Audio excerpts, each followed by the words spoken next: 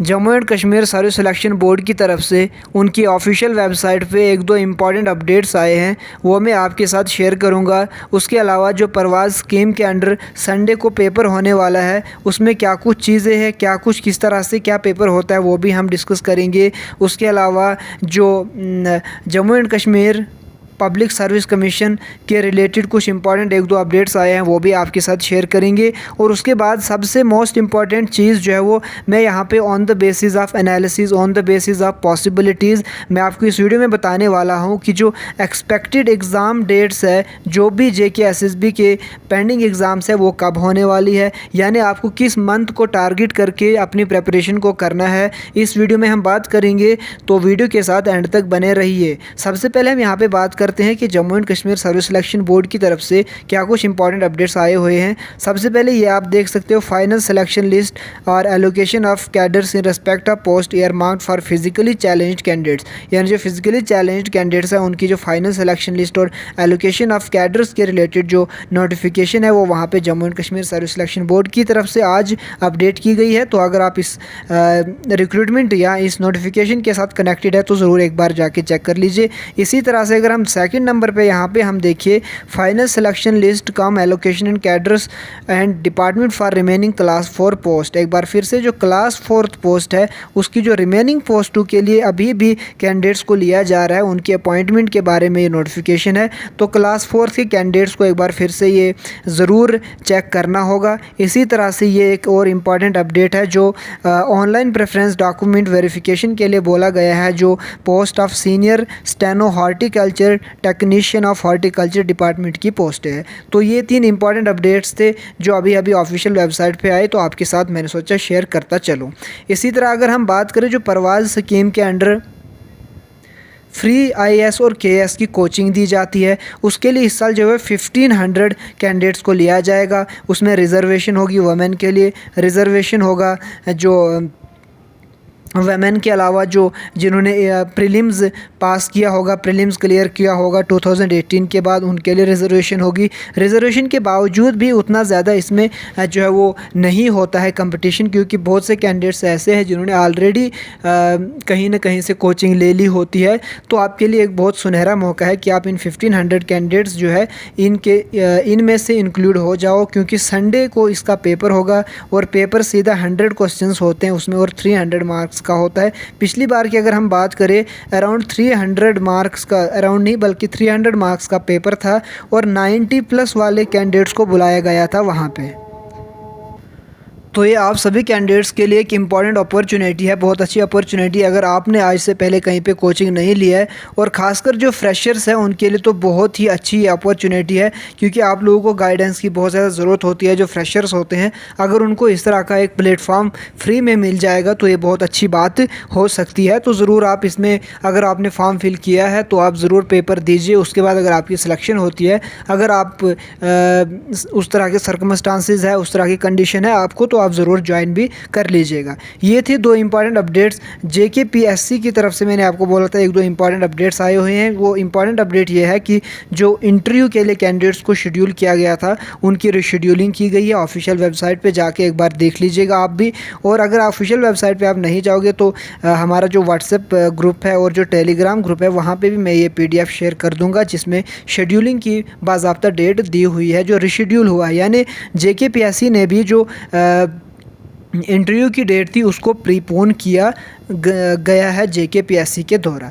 अब यहाँ पे हम आते हैं JK PSI court case, Aptech court case, JK SSB court case और एग्ज़ाम कैलेंडर और एक्सपेक्टेड एग्ज़ाम डेट के बारे में डिस्कस करते हैं। देखिए, सबसे पहले और मोस्ट इम्पॉर्टेंट चीज़ मैं आपको एक चीज़ बोलूँगा। आप लोग सारे बोलते हो ना कि यहाँ पे इलेक्शंस होने वाले हैं। अगर आप लोग बोल रहे हो कि इलेक्शंस अक्टूबर नवंबर में हो जाते हैं, तो इसका मतलब अक्टूबर नवंबर में एग्ज़ाम्स नहीं होंगे तो उसके बाद ही होंगे। देखिए, ये एक चीज़ आप ज़रूर ध्यान में रखिए कि जो एग्ज़ाम्स होंगे ना, वो आपके इलेक्शन से पहले होंगे। यानी जो पंचायत लेवल के इलेक्शंस होने वाले हैं अक्टूबर नवंबर में, उससे पहले एग्ज़ाम्स होने के बहुत ज़्यादा चांसेस है। अगर सारे एग्ज़ाम्स नहीं भी कम से कम एग्ज़ाम्स का जो प्रोसेस है वो स्टार्ट हो जाएगा इलेक्शन से पहले। मैं ऐसा क्यों बोल रहा हूँ, देखिए आप लोग खुद समझदार हो, हर एक चीज़ आपको अंडरलाइन करके बोलने की ज़रूरत नहीं है। तो जाहिर सी बात है कि इलेक्शन से पहले जो है वो एग्ज़ाम्स स्टार्ट हो जाएंगे। अब यहाँ पे एक चीज़ आती है कि ऐसे कैसे एग्ज़ाम स्टार्ट हो जाएंगे। देखिए सबसे पहले अगस्त 28 को है नेक्स्ट हियरिंग JKPSI कोर्ट की इसकी, या एपटेक कोर्ट केस की, यानी सिंपली JK SSB के जितने भी एग्ज़ाम्स हैं कहीं ना कहीं इस कोर्ट केस में इन्वॉल्व है, डायरेक्टली इनडायरेक्टली। अब देखिए अगस्त 28 को है, लेकिन 31 जुलाई को जो वो केस प्रीपोनमेंट की हियरिंग है। और अगर प्रीपोनमेंट की हियरिंग के लिए JK SSB ने वहाँ पे एप्लीकेशन दी है, आप सिंपल मानिए इनडायरेक्टली जम्मू एंड कश्मीर की जो गवर्नमेंट है उसने यहाँ पे प्रीपोनमेंट के लिए एप्लीकेशन सबमिट की है। डायरेक्टली नहीं लेकिन इनडायरेक्टली मैं बोल रहा हूँ। और जहाँ पे अगर स्टूडेंट्स के कहने पे सितंबर से अगस्त में ले आए हियरिंग को, तो जहाँ पे JK SSB एप्लीकेशन सबमिट करेगी प्रीपोनमेंट के लिए, तो जाहिर सी बात है अगस्त 28 से अगर कुछ भी नहीं तो अगस्त 10 से पहले पहले जो है वो कोर्ट केस की हियरिंग होगी। और अगर अब जो एक सीरियसनेस दिखा रही है JK SSB, सीरियसनेस दिखा रहा है जम्मू एंड कश्मीर गवर्नमेंट, तो यहाँ पे कहीं ना कहीं अब कोर्ट भी कोशिश करेगा कि अर्लीस्ट स्टेज में इस केस का डिस्पोजल कर दिया जाए। यानी ज़्यादा से ज़्यादा अगर हियरिंग्स होंगी वो 1 या 2 हियरिंग्स होंगी और इस केस की जो है वो फाइनल वर्डिक्ट आ जाएगी। उसके बाद 1 महीना ज़्यादा से ज़्यादा लग सकता है सारी चीज़ें सेटल होने के लिए। तो 1 महीने के बाद जो है एग्ज़ाम स्टार्ट होने के चांसेस है। ऐसा नहीं कि 100% अभी एग्ज़ाम स्टार्ट होंगे, लेकिन जो अर्लीस्ट पॉसिबल टाइम फ्रेम हमें देखने को मिल रहा है वो 15 सितंबर देखने को मिल रहा है। यानी जो अर्लीस्ट पॉसिबल डेट है जब से JK SSB एग्ज़ाम्स स्टार्ट कर सकता है, जो आज प्रेजेंट सिचुएशन है इसके हिसाब से। देखिए फ्यूचर में कुछ भी चीज़ हो सकती है, एग्ज़ाम्स और भी डिले हो सकते हैं, वो अलग चीज़ है। लेकिन आज की अगर मैं प्रेजेंट के सिचुएशन के हिसाब से बोलूँ तो 15 सितंबर से एग्ज़ाम स्टार्ट हो सकते हैं। और आप लोगों को भी टारगेट रखना होगा 15 सितंबर, अपनी प्रेपरेशन को 15 सितंबर ऑनवर्ड्स टारगेट करके अपनी प्रेपरेशन को करिए। उसके बाद अगर एग्ज़ाम्स थोड़े और पोस्टपोन होते हैं, आप लोग और रिवाइज़ कर लीजिएगा, आप जो एक्स्ट्रा चीज़ें रह गई है वो आप पढ़ लोगे तो आपका कुछ भी नुकसान नहीं होगा। लेकिन अगर आप पहले ही मान के चलोगे कि एग्ज़ाम इलेक्शंस के बाद होंगे, फिर सर्दी आ जाएंगी, एग्ज़ाम्स मार्च में होंगे, वो भी पॉसिबिलिटीज़ है, ऐसा नहीं है कि वो पॉसिबिलिटीज़ नहीं है, लेकिन वो पॉसिबिलिटीज़ आपको नुकसान देने वाली है। ये वाली जो पॉसिबिलिटी है कि 15 सितंबर से एग्ज़ाम स्टार्ट हो सकते हैं, ये सबसे बेस्ट पॉसिबिलिटी है आपके लिए, क्योंकि कि आप जब इसको टारगेट करोगे आप प्रिपरेशन भी कर पाओगे इफेक्टिवली, आपने जो 2-3 साल से पढ़ा है उसको रिवाइज़ भी कर पाओगे, आपको दिमाग में रहेगा कि एग्ज़ाम्स होने वाले हैं, आने वाले हैं। तो फिर आपके एग्ज़ाम्स भी अगर थोड़े लेट भी हो जाएंगे तो आपको ज़्यादा प्रॉब्लम नहीं होने वाली है। तो सिंपली यहाँ पे मैं आपको 1-2 चीज़ें सजेस्ट करूँगा।